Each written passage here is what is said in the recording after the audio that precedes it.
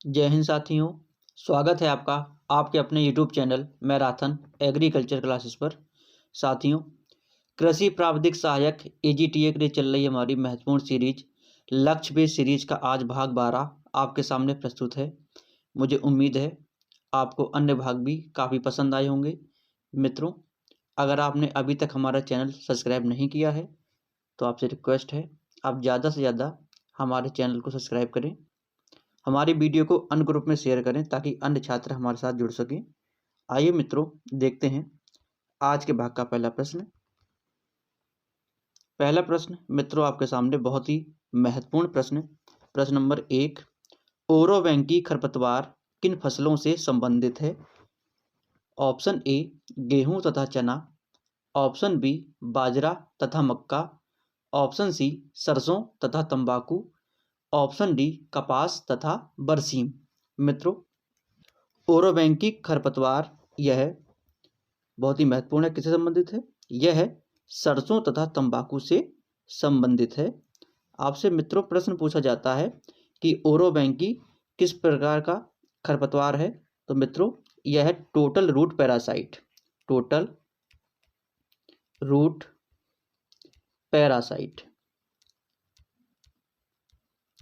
हिंदी में मित्रों से क्या कहते हैं? हिंदी में कहा जाता है पूर्ण जड़ परजीवी। कभी कभी आपसे प्रश्न यहाँ एक और पूछ लिया जाता है कि यह कौन से कुलों की फसलों में लगता है? मित्रों अगर देखा जाए तो यह सोलेनेसी तथा किसमें मित्रों?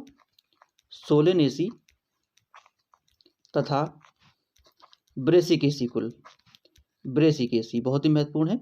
ब्रेसिकेसी कुल का पुराना नाम आपसे पूछा जाता है तो ब्रेसिकेसी कुल का पुराना नाम क्या था? क्रूसिफेरी कुल। यह सोलेनेसी तथा ब्रेसिकेसी दोनों कुलों में लगता है। यहाँ पर अगर देखा जाए तो सोलेनेसी कुल का कौन सा इसमें फसल है? तो सोलेनेसी कुल की फसल है आपकी तंबाकू। तंबाकू। और ब्रेसिकेसी या क्रूसिफेरी कुल की कौन सी है? इसकी है आपकी सरसों। मित्रों हमारा प्रश्न था ओरोबैंकी खरपतवार किन फसलों से संबंधित है? उसका सही आंसर है ऑप्शन सी सरसों तथा तंबाकू दोनों से। जो सरसों है वो ब्रेसिकेसी कुल या क्रूसिफेरी कुल की है और तंबाकू कौन से कुल का है? सोलेनेसी कुल का है। ओरोबैंकी या टोटल रूट पैरासाइट या इसे हिंदी में कहा जाता है पूर्ण जड़ परजीवी। उम्मीद है आपको प्रश्न समझ में आया होगा। चलते हैं अगले प्रश्न की ओर। अगला प्रश्न मित्रों आपके सामने प्रश्न नंबर 2, पादपों द्वारा नाइट्रोजन को किस रूप में ग्रहण किया जाता है? बहुत ही महत्वपूर्ण प्रश्न है। ऑप्शन ए NH4 और NO3 के रूप में, ऑप्शन बी N2O और NO के रूप में, ऑप्शन सी NO3 और N2O के रूप में, ऑप्शन डी HNO3 और NO3 के रूप में। मित्रों पादपों द्वारा नाइट्रोजन को यह NH4 और NO3 दोनों ही रूपों में ग्रहण किया जाता है। NH4 क्या है? NH4 है अमोनियम। क्या मित्रों? अमोनियम है। और NO3 क्या है? NO3 है आपकी नाइट्रेट। अमोनियम और नाइट्रेट दोनों ही रूपों में क्या करते हैं? पौधे नाइट्रोजन को ग्रहण करते हैं। नाइट्रेट। मित्रों अगर आपसे पूछ लिया जाए कि अमोनियम रूप में कौन कौन सी फसलें हैं जो नाइट्रोजन ग्रहण करती हैं, तो वो है मित्रों, इसका प्रचलित उदाहरण है धान और इसी के साथ साथ है जूट। धान और जूट दोनों ही नाइट्रोजन को अमोनियम फॉर्म में लेते हैं और नाइट्रेट के फॉर्म में मित्रों, नाइट्रेट के फॉर्म में दुनिया के सभी पौधे बहुत ही महत्वपूर्ण है। सभी पौधों में मित्रों धान और जूट दोनों ही इंक्लूड हैं, दोनों ही सम्मिलित हैं। मित्रों हमारा प्रश्न था पादपों द्वारा नाइट्रोजन को किस रूप में ग्रहण किया जाता है? इसका सही आंसर है अमोनियम और नाइट्रेट, NH4 और NO3 दोनों ही माध्यम में। चलते हैं अगले प्रश्न की ओर। उम्मीद है आपको प्रश्न समझ में आ रहे होंगे। मित्रों प्रश्न नंबर 3 आपके सामने, निम्न में धूप की अवधि को मापने का यंत्र है। Option A potometer, option B pyrheliometer, option C क्योर कार्ड, ऑप्शन डी कैंपबेल स्टोक। मित्रों धूप की अवधि को मापने का यंत्र है कैंपबेल स्टॉक। बहुत ही महत्वपूर्ण है, कई बार आपसे प्रश्न पूछा जा चुका है। किस काम आता है मित्रों? ये धूप की अवधि को मापने में। देखते हैं अन ऑप्शनों को। पोटोमीटर, पोटोमीटर का प्रयोग किसमें करते हैं मित्रों? इसका प्रयोग किया जाता है बाष्पोत्सर्जन की दर को मापने के लिए। बाष्पोत्सर्जन की दर मापने में किसका प्रयोग किया जाता है? पोटोमीटर का। पारेलियोमीटर का प्रयोग किसमें किया जाता है मित्रों? इसका प्रयोग किया जाता है प्रत्यक्ष सौर विकिरण ज्ञात करने में। प्रत्यक्ष सौर विकिरण ज्ञात करने में पारेलियोमीटर का प्रयोग किया जाता है। क्योर कार्ड का प्रयोग किसमें किया जाता है मित्रों? क्योर कार्ड का प्रयोग किया जाता है सूर्य का प्रकाश ज्ञात करने में। किसमें मित्रों? सूर्य का प्रकाश ज्ञात करने के लिए। मित्रों हमारा प्रश्न था, निम्न में धूप की अवधि को मापने का यंत्र है, उसका सही आंसर है ऑप्शन डी कैंपबेल स्टोक। बहुत ही महत्वपूर्ण प्रश्न था। चलते हैं अगले प्रश्न की ओर। अगला प्रश्न मित्रों आपके सामने प्रश्न number 4, international year of camelids कौन सा वर्ष है? Option A 2020, option B 2021, option C 2023, option D 2024। मित्रों इंटरनेशनल ईयर ऑफ कैमलिड्स यह 2024 है। 2024 जो वर्ष इस समय चल रहा है वो इंटरनेशनल ईयर ऑफ कैमलिड्स है, अर्थात ऊंटों का अंतर्राष्ट्रीय वर्ष। किसका मित्रों? ऊंटों का अंतर्राष्ट्रीय वर्ष। बहुत ही महत्वपूर्ण रहेगा इस साल के लिए अंतर्राष्ट्रीय वर्ष। देखते हैं अन ऑप्शनों को। 2020 मित्रों क्या था? 2020 था international year of plant health. क्या मित्रों? International year of plant health. देखते हैं अगला ऑप्शन 2021। मित्रों 2021 था international year of fruit and vegetable. Fruit and vegetable 2023 सभी जानते हैं इसको। ये कौन सा था? International year of millets. बहुत ही महत्वपूर्ण। मित्रों हमारा प्रश्न था इंटरनेशनल ईयर ऑफ कैमलिड्स अर्थात ऊंटों का अंतर्राष्ट्रीय वर्ष कौन सा है? उसका सही आंसर है ऑप्शन डी 2024। और 2023 बहुत ही महत्वपूर्ण, international year of millets, Shri अन्न का अंतर्राष्ट्रीय वर्ष या कदन्न का अंतर्राष्ट्रीय वर्ष 2023। चलते हैं अगले प्रश्न की ओर। अगला प्रश्न मित्रों आपके सामने प्रश्न नंबर 5, फसलों में लगने वाले किस रोग को गरीबों का रोग भी कहा जाता है? क्या मित्रों? गरीबों का रोग। बहुत ही महत्वपूर्ण है। देखते हैं ऑप्शनों को। ऑप्शन ए धान का पत्ती धब्बा रोग, ऑप्शन बी धान का ब्लास्ट रोग, ऑप्शन सी ए तथा बी दोनों, ऑप्शन डी उपरोक्त में से कोई नहीं। मित्रों फसलों में लगने वाला रोग जो कि गरीबों का रोग कहलाता है वो है धान का पत्ती धब्बा रोग।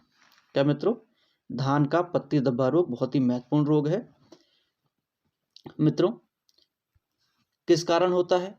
यह होता है हेलमिंथोस्पोरियम ओराइजी फंगस के कारण। क्या मित्रों? हेलमिंथोस्पोरियम ओराइजी ये क्या है? यह है फंगस के कारण होता है। मित्रों इसी फंगस के कारण सन 1943 में क्या हुआ था? बंगाल में अकाल पड़ा था। बंगाल में अकाल। और इस बंगाल के अकाल को किस नाम से जाना जाता है? और बंगाल फेमाइन के नाम से। क्या मित्रों? बंगाल फेमाइन। बहुत ही महत्वपूर्ण है। मित्रों देखते हैं अगला ऑप्शन, धान का ब्लास्ट रोग। धान का ब्लास्ट रोग को क्या कहा जाता है? इसे कहा जाता है अमीरों का रोग। क्या मित्रों? अमीरों का रोग।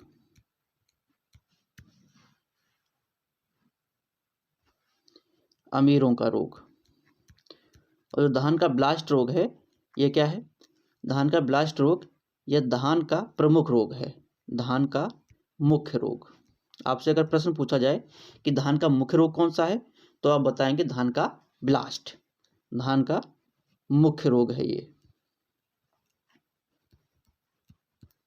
मित्रों, हमारा प्रश्न था फसलों में लगने वाले किस रोग को गरीबों का रोग भी कहा जाता है?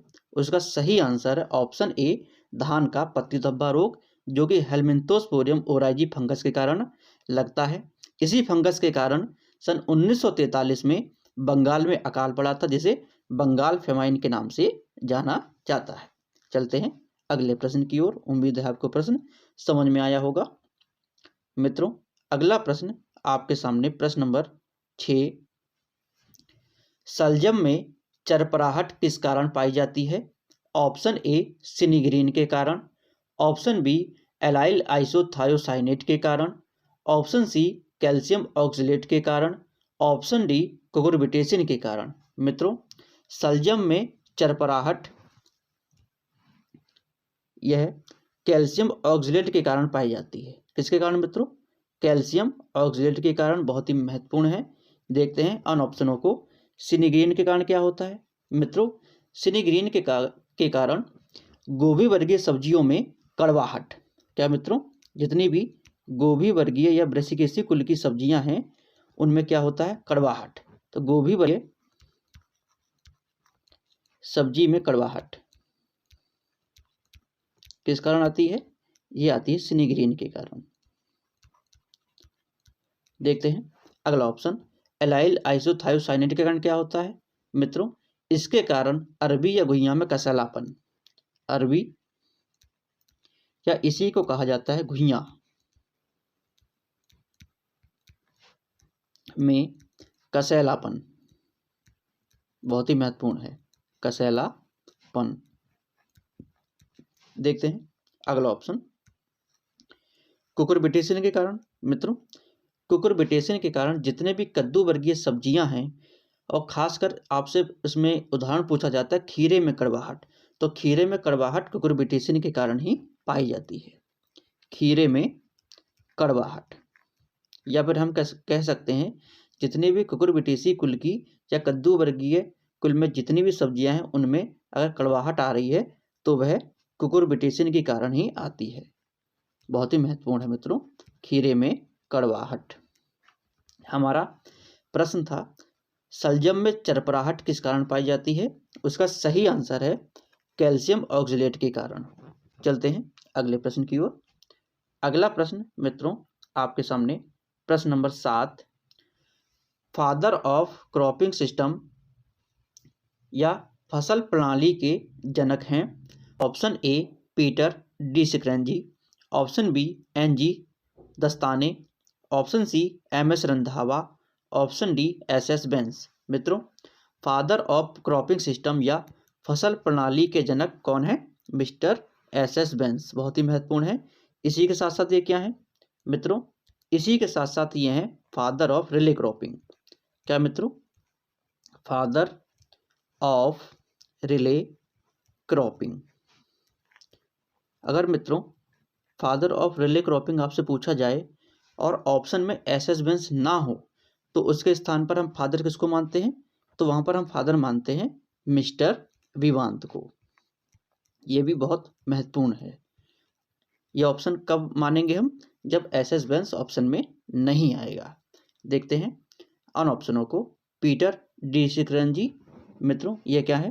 Father of agronomy, father of agronomy, सस्य विज्ञान के जनक कौन है? पीटर डी सिक्रेंजी। एनजी दस्ताने, बहुत ही महत्वपूर्ण है, फादर ऑफ इरिगेशन एग्रोनॉमी। क्या मित्रों? Father of irrigation agronomy. M S Randhawa, बहुत ही महत्वपूर्ण, father of ornamental gardening, father of ornamental सजावटी पौधे गार्डनिंग।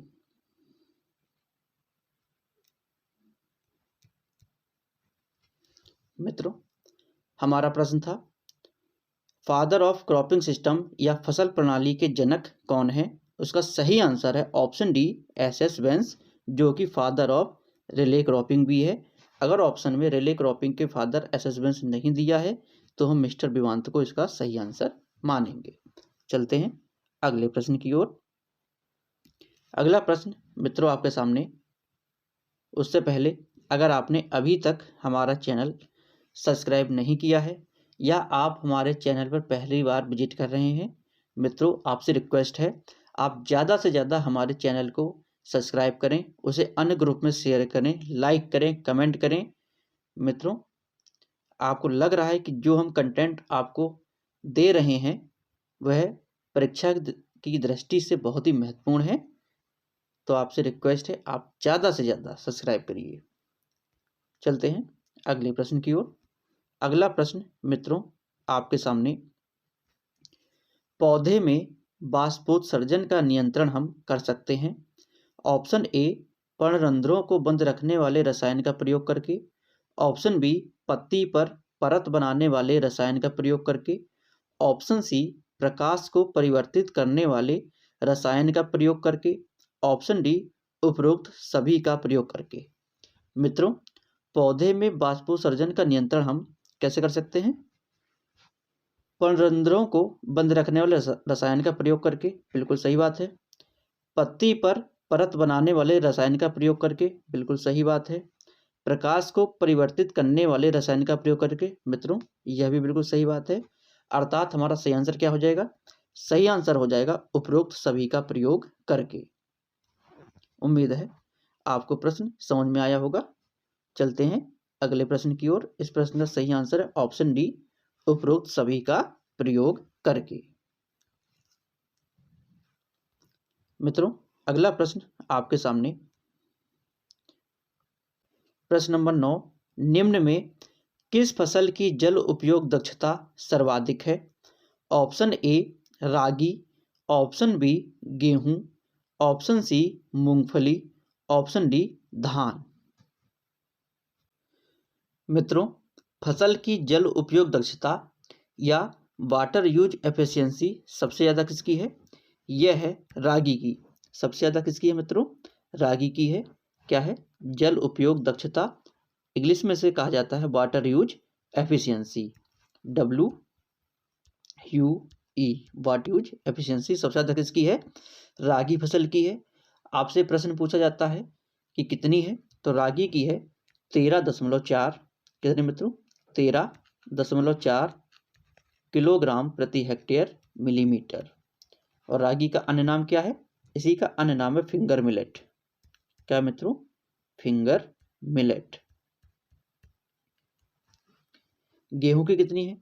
मित्रों, गेहूं की जल उपयोग दक्षता दूसरे नंबर पर आती है और वो है कितनी? 12.6। क्या मित्रों? 12.6 किलोग्राम प्रति हेक्टेयर मिलीमीटर। मूंगफली की कितनी है? मूंगफली की है मित्रों 9.2 किलोग्राम प्रति हेक्टेयर मिलीमीटर। और आपसे अगर धान की पूछी जाए तो धान की सबसे कम होती है वाटर यूज एफिशिएंसी या जल उपयोग दक्षता सबसे कम किसकी है? धान की सबसे कम। लेकिन मित्रों होती कितनी है? यह होती है 3.7 किलोग्राम प्रति हेक्टेयर मिलीमीटर, जो कि सबसे कम है। सबसे ज़्यादा जल उपयोग दक्षता किसकी है? रागी या फिंगर मिलेट की है। और सबसे कम किसकी है? सबसे कम है आपकी धान की 3.7 किलोग्राम प्रति हेक्टेयर मिलीमीटर। इस प्रश्न का सही आंसर क्या है? इस प्रश्न का सही आंसर है ऑप्शन ए, रागी, जिसकी जल उपयोग दक्षता सबसे ज़्यादा है, वो है रागी, 13.4 किलोग्राम प्रति हेक्टेयर मिलीमीटर। चलते हैं अगले प्रश्न की ओर। अगला प्रश्न मित्रों आपके सामने, निम्न में सर्वाधिक बीजों का उत्पादन कौन सा खरपतवार करता है? बहुत ही महत्वपूर्ण प्रश्न है। देखते हैं ऑप्शनों को। ऑप्शन ए, अमरबेल। ऑप्शन बी, बथुआ। ऑप्शन सी, मकोई। ऑप्शन डी, जंगली चौलाई। मित्रों, सर्वाधिक बीजों का उत्पादन करने वाला खरपतवार कौन सा है? जंगली चौलाई। बहुत ही महत्वपूर्ण है। सर्वाधिक बीजों का उत्पादन कौन सा खरपतवार करता है? जंगली चौलाई करता है। आपसे प्रश्न पूछा जाए कि कितना करता है, तो मित्रों यह करता है 1,96,000 कितने मित्रों? 1,96,000 बीज प्रति पौधा। 1,96,000 बीज प्रति पौधा जंगली चौलाई करता है, जो कि सर्वाधिक है। अमरबेल कितना करता है मित्रों? अमरबेल करता है 16,000 बीज। 16,000 बीज प्रति पौधा। बथुआ बहुत ही महत्वपूर्ण पूछा जा चुका है। 72,000 कितना मित्रों? 72,000 बीज प्रति पौधा। ये एक जीवन काल की बात करता है कि अपने पूरे जीवन काल में जो पौधा है, खरपतवार है, कितने बीज उत्पादन करता है। तो बथुआ है इसमें 72,000 बीज प्रति पौधा। और मकोई यह कितना है मित्रों? यह 1,75,000 कितने मित्रों? 1,75,000 बीज प्रति पौधा।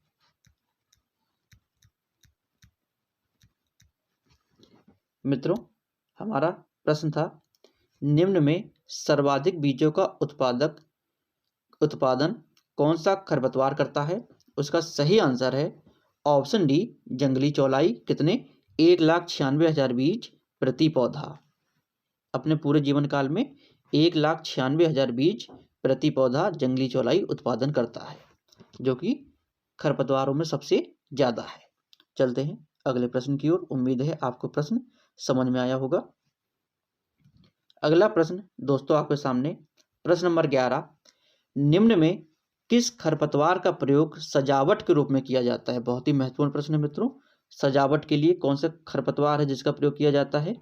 देखते हैं ऑप्शनों को। ऑप्शन ए मोथा, option B lantana camara, option C chicory, option D टाइफा।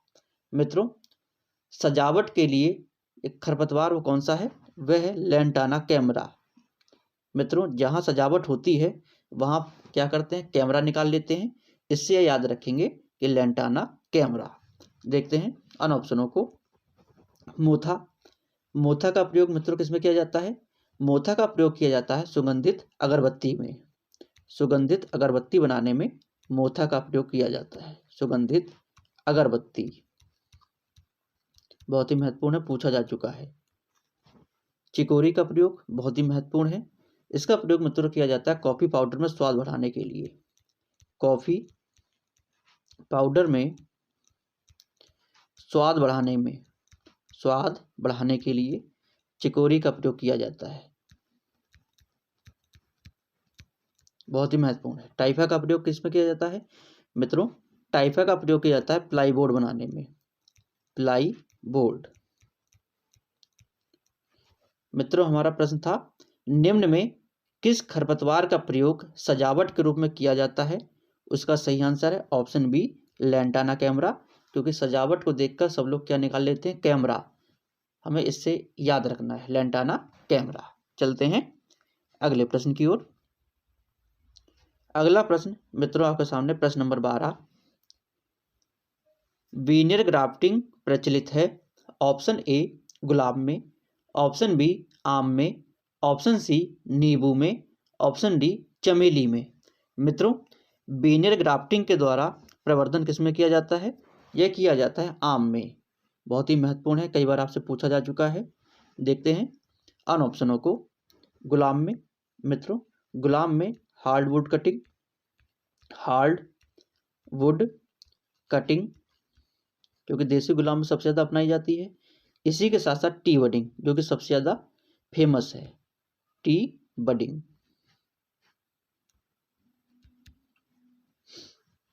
नींबू में प्रवर्धन मित्रों किसके द्वारा होता है?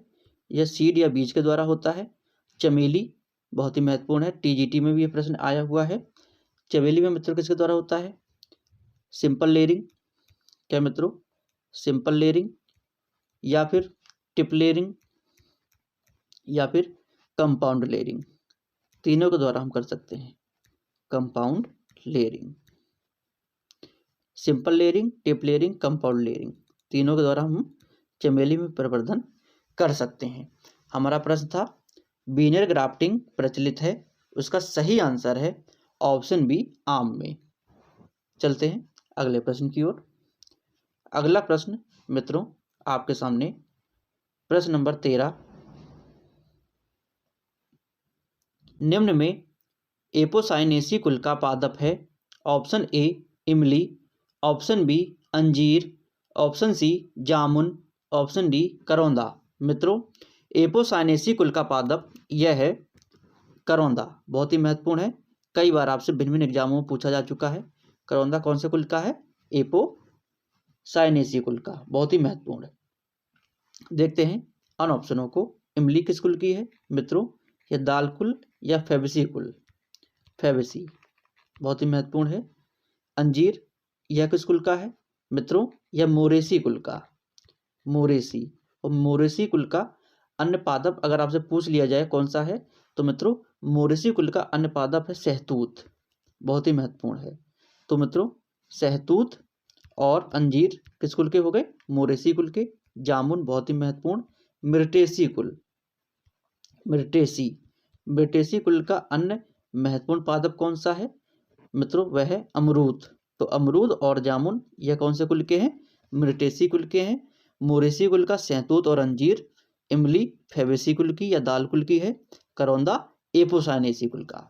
मित्रों हमारा सही आंसर क्या हो जाएगा? ऑप्शन डी एपोसाइनेसी कुल का पादप कौन सा है? करौंदा है। चलते हैं अगले प्रश्न की ओर। अगला प्रश्न आपके सामने, निम्न में किस फल की गुणसूत्र संख्या या 2n सर्वाधिक है? ऑप्शन ए अनानास, ऑप्शन बी आम, ऑप्शन सी सहतूत, ऑप्शन डी बेर। मित्रों सबसे ज़्यादा गुणसूत्र संख्या यह किस फल की है? यह है सहतूत की। बहुत ही महत्वपूर्ण है सहतूत की। आपसे अगर पूछ लिया जाए कितनी होती है गुणसूत्र संख्या, तो मित्रों इसकी होती है 2n बराबर 308, जो कि सर्वाधिक है। सभी फलों में सबसे ज़्यादा किसकी है? सहतूत की। 2n बराबर 308। देखते हैं अन ऑप्शनों को। अनानास की कितनी है? अनानास की मित्रों होती है गुणसूत्र संख्या 2n बराबर 50। आम की कितनी होती है मित्रों? इसकी होती है 2n बराबर 40। और बेर की मित्रों होती है 2n बराबर 48। हमारा प्रश्न था निम्न में किस फल की गुणसूत्र संख्या सर्वाधिक है? उसका सही आंसर है ऑप्शन सी सहतूत की। कितनी होती है? 2n बराबर 308। बहुत ही महत्वपूर्ण है। चलते हैं अगले प्रश्न की ओर। अगला प्रश्न मित्रों आपके सामने प्रश्न नंबर 15, निम्न में किस फल वृक्ष को कल्प वृक्ष के नाम से भी जानते हैं? बहुत ही महत्वपूर्ण है। किस नाम से मित्रों? कल्प वृक्ष के नाम से। देखते हैं ऑप्शनों को। ऑप्शन ए नारियल, ऑप्शन बी केला, ऑप्शन सी कहवा, ऑप्शन डी खेजड़ी। मित्रों कल्प वृक्ष के नाम से यह किसको जाना जाता है? नारियल को। बहुत ही महत्वपूर्ण है। कल्प वृक्ष के नाम से हम नारियल को जानते हैं। देखते हैं अन ऑप्शनों को। केला, मित्रों केला को एडम्स फिग के नाम से जानते हैं। क्या मित्रों? Adams fig. बहुत ही महत्वपूर्ण है एडम्स फिग। कहवा को मित्रों इसे भगवान का भोजन या food of God, food of God, भगवान का भोजन या फूड ऑफ गॉड के नाम से जानते हैं। खिजड़ी को मित्रों, खिजड़ी को राजस्थान का कल्पवृक्ष कहा जाता है। क्या मित्रों? राजस्थान का कल्पवृक्ष। बहुत ही महत्वपूर्ण है कल्प वृक्ष। राजस्थान का कल्पवृक्ष किसको कहा जाता है? खिजड़ी को। फूड ऑफ गॉड या भगवान का भोजन कहा जाता है कहवा को। और एडम्स फिग किसे कहा जाता है? केला को। और कल्पवृक्ष मित्रों इसे कहा जाता है नारियल को। कल्पवृक्ष के नाम से कौन सा वृक्ष जानते हैं? नारियल। इस प्रश्न का सही आंसर है ऑप्शन ए नारियल। चलते हैं अगले प्रश्न की ओर। अगला प्रश्न मित्रों आपके सामने परीक्षा की दृष्टि से बहुत ही महत्वपूर्ण प्रश्न। टमाटर की गृहवाटिका के लिए उपयुक्त किस्म है? Option A Roma, option B Punjab छुआरा, ऑप्शन सी अंगूर लता, ऑप्शन डी कैरोरिच। मित्रों टमाटर की गृहवाटिका के लिए सबसे उपयुक्त किस्म कौन सी है? इसका सही आंसर है ऑप्शन सी, अंगुरलता, जो कि गृहवाटिका के लिए सबसे अच्छी मानी जाती है। देखते हैं अन ऑप्शनों को।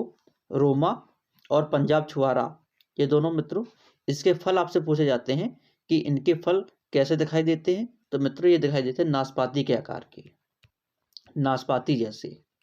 आपसे प्रश्न पूछा जाता है कि नाशपाती के आकार या नाशपाती जैसे टमाटर की कौन सी वैरायटियां हैं? तो वे हैं रोमा और पंजाब छुआरा, दोनों नाशपाती के जैसे। कैरोरिच बहुत ही महत्वपूर्ण है मित्रों। कैरोरिच में बीटा कैरोटीन की मात्रा ज़्यादा होती है। बीटा कैरोटीन जो कि पीला वर्णक होता है, पीलेपन के लिए उत्तरदायी होता है बीटा कैरोटीन। टमाटर की कैरोरिच वैरायटी में बीटा कैरोटीन की मात्रा ज़्यादा होती है। हमारा प्रश्न था टमाटर की गृहवाटिका के लिए उपयुक्त किस्म कौन सी है? उसका सही आंसर है ऑप्शन सी, अंगुरलता। रोमा और पंजाब छुआरा इसके फल नाशपाती के जैसे दिखाई देते हैं, और कैरोरिच यह बीटा कैरोटीन की मात्रा इसमें ज़्यादा होती है। चलते हैं अगले प्रश्न की ओर। अगला प्रश्न मित्रों आपके सामने प्रश्न नंबर 17। टमाटर का ब्लॉसम एंड रूट किस पोषक तत्व की कमी से होता है? बहुत ही महत्वपूर्ण प्रश्न, कई बार आपसे भिन्न भिन्न एग्जामों में पूछा जा चुका है। देखते हैं ऑप्शनों को। ऑप्शन ए, कैल्शियम की कमी से। ऑप्शन बी, बोरान की कमी से। ऑप्शन सी, पोटास की कमी से। ऑप्शन डी, तापमान की अधिकता से। मित्रों टमाटर का ब्लॉसम एंड रूट, इसे बेर के नाम से जानते हैं, BER, यह कैल्शियम पोषक तत्व की कमी से होता है। बहुत ही महत्वपूर्ण प्रश्न है, किसके कारण? कैल्शियम पोषक तत्व की कमी से हो जाता है। और मित्रों कभी कभी यह रोग तापमान की अधिकता से भी होता है। किसके कारण मित्रों? तापमान की अधिकता के कारण भी हो जाता है, या फिर यह रोग अनियमित सिंचाई से भी हो जाता है। अनियमित सिंचाई, अनियमित सिंचाई बहुत ही महत्वपूर्ण है। देखते हैं अन ऑप्शनों को। बोरॉन की कमी से क्या होता है? बोरॉन की कमी से मित्रों फलों का फटना, टमाटर के फलों का फटना, यह किस कारण होता है? यह होता है बोरॉन की कमी से फलों का फटना। पोटास की कमी से क्या होता है मित्रों? पोटास की कमी से होता है ब्लॉची राइपनिंग रोग, टमाटर का ब्लॉची राइपनिंग रोग।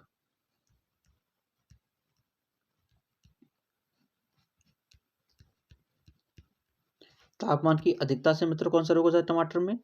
टमाटर में तापमान की अधिकता से होता है सन स्कैल्ड रोग। कौन सा मित्रों? सन स्कैल्ड रोग। हमारा प्रश्न था टमाटर का ब्लॉसम एंड रॉट किस पोषक तत्व की कमी से होता है? उसका सही आंसर है ऑप्शन ए, कैल्शियम पोषक तत्व की कमी से, या कभी कभी यह रोग तापमान की अधिकता या अनियमित सिंचाई से भी हो जाता है। चलते हैं अगले प्रश्न की ओर। अगला प्रश्न मित्रों आपके सामने बहुत ही महत्वपूर्ण प्रश्न, प्रश्न नंबर 18। बधियाकृत नर मुर्गा कहलाता है? Option A, capon. Option B, hog. Option C, badger. Option D, bullock. मित्रों बधियाकृत नर मुर्गा यह क्या कहलाता है? यह कहलाता है कैपॉन। बहुत ही महत्वपूर्ण है, कई बार आपसे भिन्न भिन्न एग्जाम में पूछा जा चुका है। देखते हैं अन ऑप्शनों को। हॉग मित्रों यह क्या है? यह है बधिया सुअर, बधिया सुअर। बधिया सुअर को हम हॉग के नाम से जानते हैं। बैडर बहुत ही महत्वपूर्ण है, यह बधिया भेड़। क्या मित्रों? बधिया भेड़ को हम बैडर के नाम से जानते हैं। और बुलॉक मित्रों या इसी को कहा जाता है स्टीर, बुलॉक या स्टीर बहुत ही महत्वपूर्ण है। यह किसको कहा जाता है मित्रों? यह कहा जाता है गाय या भैंस के बधिया नर को, गाय या भैंस के बधिया नर को।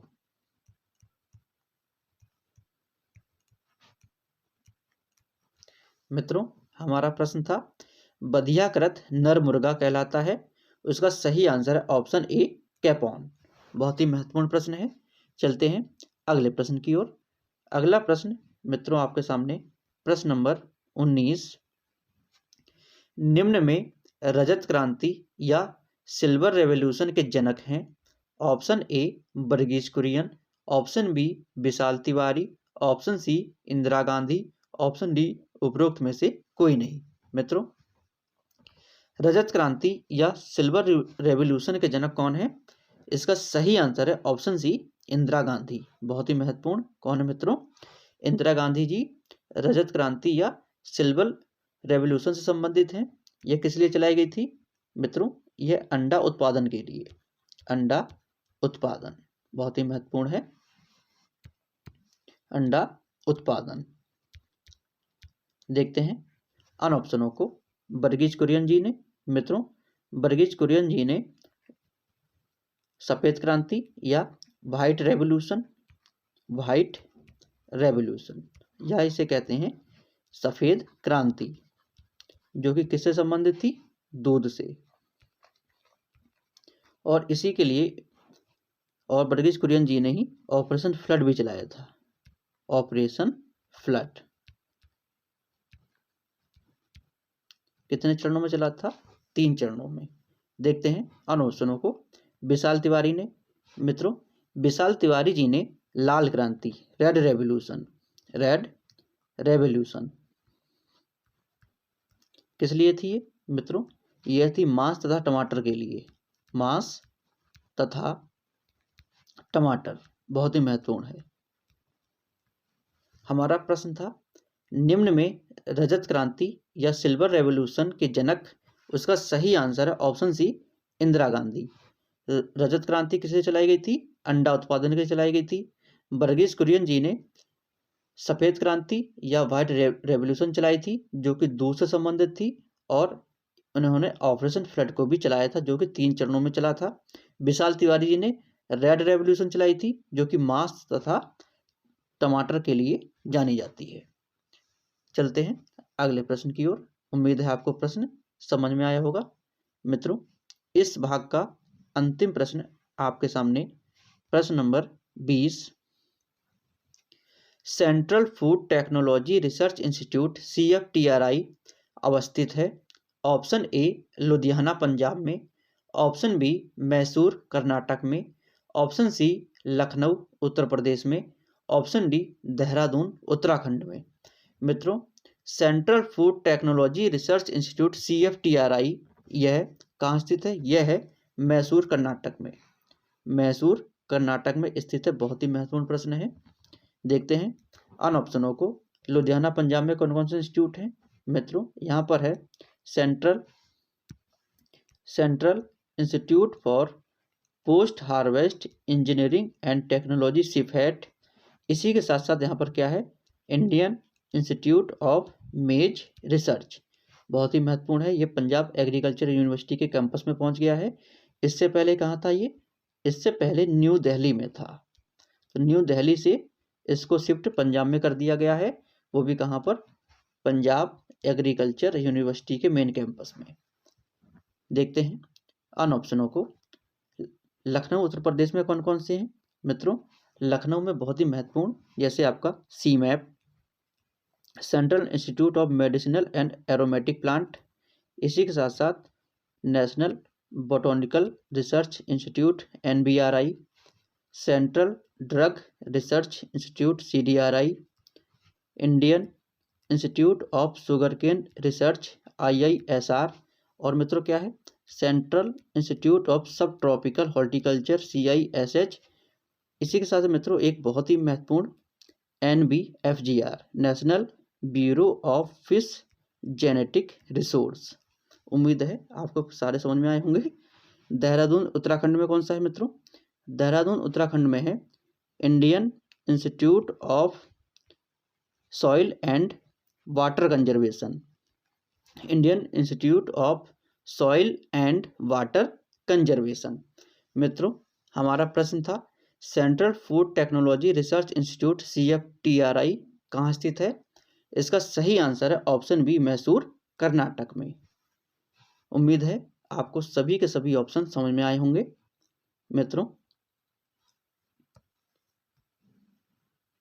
अगर आपने अभी तक हमारा चैनल सब्सक्राइब नहीं किया है, अगर आपको मित्रों लग रहा है कि जो प्रश्न हम आपको करा रहे हैं वो परीक्षा की दृष्टि से बहुत ही महत्वपूर्ण हैं, तो आपसे रिक्वेस्ट है आप ज़्यादा से ज़्यादा हमारी वीडियो को अन्य ग्रुप में शेयर करें, हमारी वीडियो को ज़्यादा से ज़्यादा लाइक करिए, कमेंट करिए।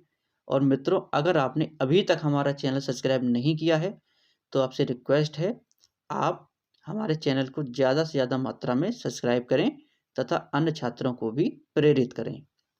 मित्रों, अब आपसे मुलाकात होगी इस श्रृंखला के अगले भाग में। तब तक के लिए जय जवान जय किसान।